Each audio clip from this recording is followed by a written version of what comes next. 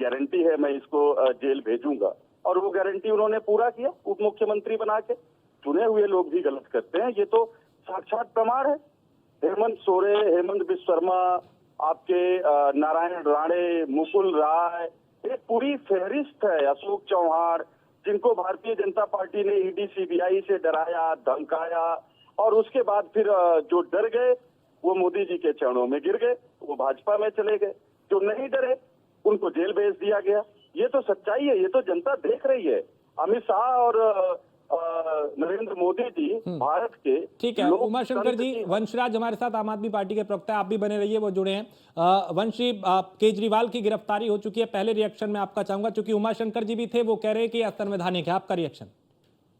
देखिए, मुझे लगता है कि ये हिंदुस्तान के लोकतंत्र के लिए सबसे काला दिन है। और आप सोचिए कि चुना हुआ मुख्यमंत्री, जो 3 बार का चुना हुआ मुख्यमंत्री है, इसको जनता ने इतनी बड़ी जिम्मेदारी दी है, उसको इस तरीके से रातों रात गिरफ्तार करना सिर्फ इसलिए क्योंकि नरेंद्र मोदी, देश की जनता भी इस बात को जानती है कि नरेंद्र मोदी अगर किसी से डरते हैं हिंदुस्तान के अंदर तो अरविंद केजरीवाल से डरते हैं। आप सोचिए कि बार बार 9 बार जो सम्मन ईडी ने किया, उसमें अरविंद केजरीवाल जी ने इनसे सवाल पूछा कि आप हमको अक्यूज के तौर पे बुलाना चाहते हैं या विटनेस के तौर पे।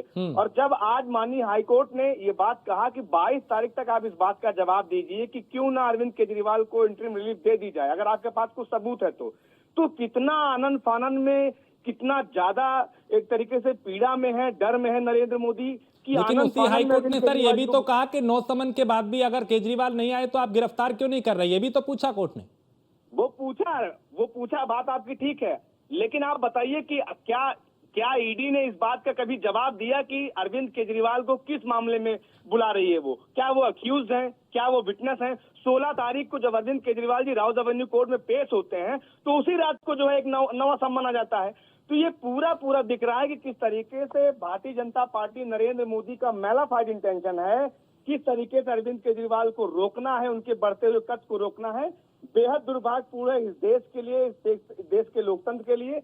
नरेंद्र मोदी जी को पता चल गया है कि हिंदुस्तान की जनता 2024 में उनका तंबू खाने जा रही है, इसलिए ईडी और सीबीआई को आगे करके एक तरफ हो जहां पर जो तमाम ऐसे भ्रष्टाचारी नेता हैं जिनके ऊपर बड़े बड़े घोटाले का आरोप है, उनको शामिल करवा रहे हैं, और जो नहीं झुक रहा है इस देश के अंदर उसको जेल के सलाखों। लेकिन वंशराज जी, दो बड़े नेता, 3 बड़े नेता पहले ही जेल में है, अभी एक और मुख्यमंत्री जो थे वो जेल में होंगे। अब आगे क्या पार्टी की स्ट्रेटेजी रहेगी? नहीं, देखिए, बिल्कुल आम आदमी पार्टी की तरफ से, अरविंद केजरीवाल जी की तरफ से सुप्रीम कोर्ट में याचिका पड़ चुकी है, जैसा कि आपको अपडेट भी होगा। तो उनकी जो एक तरीके से गिरफ्तारी हुई है उसको लेकर, और ये पूरा तय है कि नरेंद्र मोदी ने अपना एक तरीके से उल्टी गिनती शुरू कर दी है। एक चीज मैं और आपको कोट करना चाहूंगा, यहाँ पर एक घटना का जरूर जिक्र करना चाहूंगा, खास करके भारतीय जनता पार्टी के लिए, कि 2009 में याद होगा कि वक्त कितना बलवान होता है। 2009 में पी चिदम्बरम देश के गृह मंत्री थे और अमित शाह को जेल के सलाखों के पीछे उन्होंने भेजने का काम किया था। ठीक 10 साल के बाद जब वक्त बदला, समय का काल चक्र बदला, तो देश के गृह मंत्री बनते हैं अमित शाह और पी चिदम्बरम को जेल भेजा जाता है। तो भारतीय जनता पार्टी जिस गफलत अहंकार में है कि समय तो बदलेगा, और समय जब बदलेगा तो भारतीय जनता पार्टी को इस बात का जवाब देना पड़ेगा कि क्या सही और क्या गलत है। आप सिर्फ एक चुने हुए मुख्यमंत्री को इसलिए आप जो है नष्ट करना चाहते हो, उनकी पार्टी को खत्म करना चाहते हैं क्योंकि वो आपकी आंख में आंख डालकर सवाल करते हैं। वो सवाल करते हैं बुनियादी मुद्दों पर, वो सवाल करते हैं रोजगार पर, गरीबों की सुविधाओं को लेकर। इसलिए नरेंद्र मोदी जी इस तरीके की कार्रवाई कर रहे हैं, बेहद दुर्भाग्यपूर्ण है। लेकिन वंशराज जी, ठीक है कि जनता ने उनको चुना हुआ, वो चुने हुए मुख्यमंत्री हैं, लेकिन इस बात की क्या गारंटी है कि एक चुना हुआ प्रतिनिधि कुछ गलत नहीं कर सकता? क्या ये इस बात पे मोहर लग जाती है कि जनता ने जिसे चुन लिया वो कुछ गलत काम नहीं करेंगे?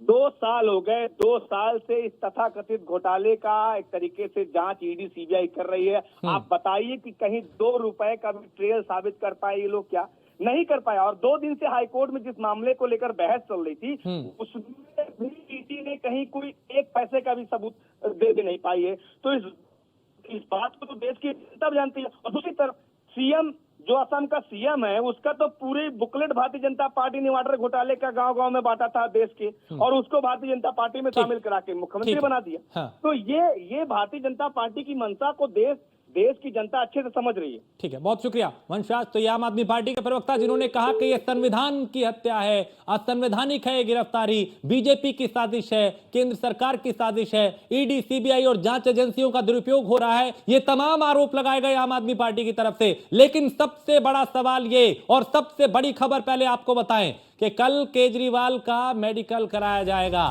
तो इस वक्त ये बड़ी खबर कल केजरीवाल की पेशी है, कल मेडिकल कराया जाएगा। चूंकि आज गिरफ्तारी हुई है और 2 घंटे की पूछताछ के बाद अरविंद केजरीवाल को गिरफ्तार किया गया। ये बहुत बड़ी खबर, देश की सियासत के लिहाज से बहुत बड़ा सियासी घटनाक्रम जिसका असर पूरे चुनाव पे भी पड़ सकता है। अरविंद केजरीवाल दिल्ली के मुख्यमंत्री, देश की राजधानी वहां के मुख्यमंत्री, उन्हें गिरफ्तार किया गया।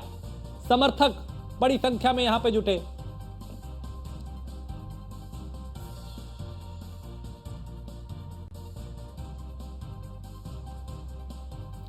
कल केजरीवाल की पेशी है और मेडिकल कराया जाएगा। इस वक्त ये बड़ी खबर, चूंकि अरविंद केजरीवाल को अब से कुछ देर पहले ईडी ने गिरफ्तार किया है। सबसे पहले इस खबर को न्यूज़ वन इंडिया ने अपने दर्शकों तक पहुंचाया।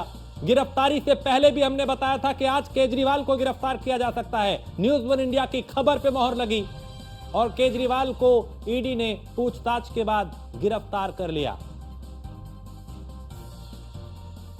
और न्यूज रूम का रुख करते हैं जहां हेमंत जी हैं।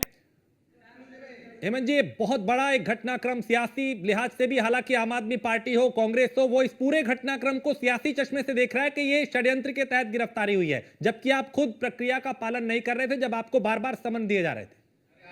बिल्कुल राजेश, क्योंकि उनके पास अब कुछ बस्ता भी नहीं है, उनके पास कोई मौका ही नहीं है बचने का, और यही वजह है कि ये स्थिति अब निकलकर सामने आ रही है। भले ही वो तस्वीरें हम लगातार अपने दर्शकों को दिखा रहे हों, सीएम आवास के बाहर की वो तस्वीरें देखने को मिल रही हों, तमाम कार्यकर्ताओं, प्रवक्ता हों, और यही नहीं बल्कि सरकार के सिपाही भी हों। आतिशी को सुना हमने राजेश, उन्होंने साफ तौर पर यह जिक्र किया कि वो मुख्यमंत्री हैं, थे और रहेंगे। ये जिक्र उनकी ओर से किया गया दिल्ली के लिए, दिल्ली के मुखिया वो हैं और बने रहेंगे। यानी कि साफ तौर पर अगर वो जेल जाते हैं तो जेल सरकार चलाएंगे, ये साफ तौर पर नियम है, ये नियम तक उन्होंने बता दिया ये किस स्थिति है। तो ये साफ संकेत है, क्योंकि आपको ध्यान होना चाहिए, सत्येंद्र जैन दरअसल जब गए थे सलाखों के पीछे, तब काफी वक्त तक नैतिकता के आधार पर भी उन्होंने इस्तीफा नहीं दिया था, और वही एक स्थिति जो है, वही एपिसोड जो है मुख्यमंत्री के तौर पर भी निकलकर सामने आ रहा है। ये भी एक स्थिति है राजेश। तो साफ तौर पर प्रवक्ता हो, नेता हो, अरविंद केजरीवाल को लेकर यही एक परसेप्शन क्रिएट करने का प्रयास किया जा रहा है कि इस पूरे मामले में षड्यंत्र रचने का प्रयास किया गया। सरकारी मशीनरी यानी कि ईडी का इस्तेमाल बीजेपी ने किया, और ईडी को बीजेपी भेज रही है बार बार, और ये समन जो है वो बीजेपी की ओर से आ रहे हैं। ये तक का जिक्र हर प्रेस कॉन्फ्रेंस में आपने सुना होगा, चाहे वो सौरभ भारद्वाज हो या फिर आतिशी हो, वो बार बार यही जिक्र करते थे। लेकिन फिलहाल स्थिति साफ, पिक्चर एकदम क्लियर। लेकिन इस बीच जानकारी ये भी निकलकर सामने आ रही है कि उनका मेडिकल टेस्ट होगा, टीम डॉक्टर की वहां पहुंच रही है, और उसके बाद मेडिकल उनका टेस्ट किया जाएगा। अगर कहीं किसी तरीके की कोई दिक्कतें हुई तो शायद कुछ अड़चन आए, ये भी एक स्थिति बन रही है। और जाहिर सी बात है, क्योंकि एक तरफ लीगल पॉइंट ऑफ व्यू से अरविंद केजरीवाल, खुद आम आदमी पार्टी जो है वो इसमें प्रयास कर रही है। सुप्रीम कोर्ट तक मामला पहुंचा, सुप्रीम कोर्ट में इसको लेकर कल हियरिंग, इस तरीके की भी इनपुट निकलकर सामने आ रहे हैं। और वहीं दूसरी तरफ डॉक्टर की टीम जो वहां पर पहुंच रही है, इस बीच जो ये समय जा रहा है वो समय लिया जा रहा है। अगर इसको हम देखें तो ये समय लिया जा रहा है कि किसी भी तरीके से किसी भी ग्राउंड पर उनको ईडी अरेस्ट ना करे। लेकिन फिलहाल अरेस्ट उनको कर लिया, अब बस इंतजार है कि सीएम आवास से उनको ले जाया जाए।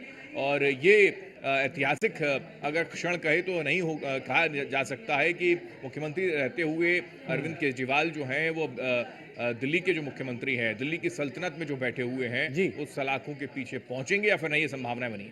लेकिन हेमंत जी, एक सबसे बड़ा सवाल ये भी है कि नैतिकता की कसौटी पे तो ये बात खरी नहीं उतरती कि अगर आपकी गिरफ्तारी भ्रष्टाचार के मामले में हुई है तब भी आप उस पद पे बने रहें, आप जेल से ही सरकार को चलाएं, जैसा आतिशी ने कहा दिल्ली सरकार में मंत्री। माध्यम से किसी भी योजना को रुकने नहीं देंगे माननीय मुख्यमंत्री जी, जेल से सरकार चलाएंगे। क्यों जेल? सवाल यही है कि तब बहुत सारी बैठकें करनी पड़ती है मुख्यमंत्री को, बहुत अधिकारियों को मिलना पड़ता है, तब तो सरकार चलती है। जेल में कौन मिलने जाएगा? कैसे परमिशन मिलेगी? कैसे सरकार चलेगी? यही तो षड्यंत्र है कि दिल्ली के लोगों को जो फ्री बिजली में मिल रही है, जो फ्री पानी मिल रहा है, बेहतर शिक्षा स्वास्थ्य मिल रही है, यातायात के अच्छे संसाधन मिल रहे हैं, उन सब से दिल्ली के लोगों को अछूता रखने का प्रयास है।